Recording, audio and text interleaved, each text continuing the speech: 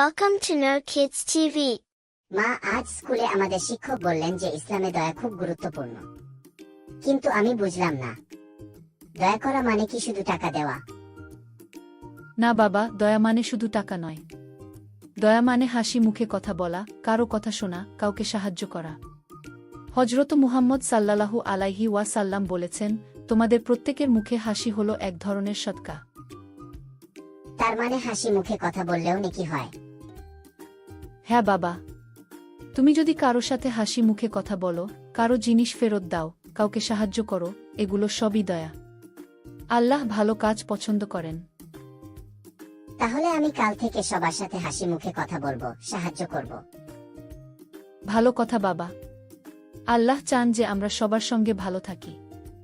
দয়া করা হলো আল্লাহর পথে হাঁটা। হাই, আমি আয়মান। তুমি এখানে একা? চলো আমরা একসাথে খেলি।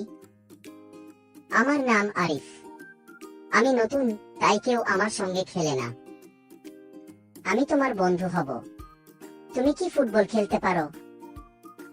হ্যাঁ, কিন্তু আমার কাছে ফুটবল নেই। আমার কাছে আছে, চলো খেলি।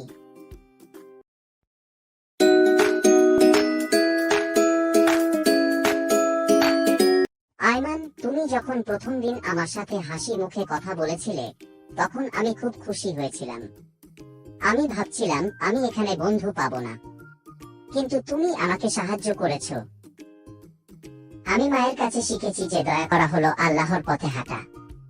তুমি আমার বন্ধু এখন। এটাই ইসলামের শিক্ষা। বন্ধুরা, তুমিও কি আজ থেকে সবার সাথে হাসি মুখে কথা বলবে?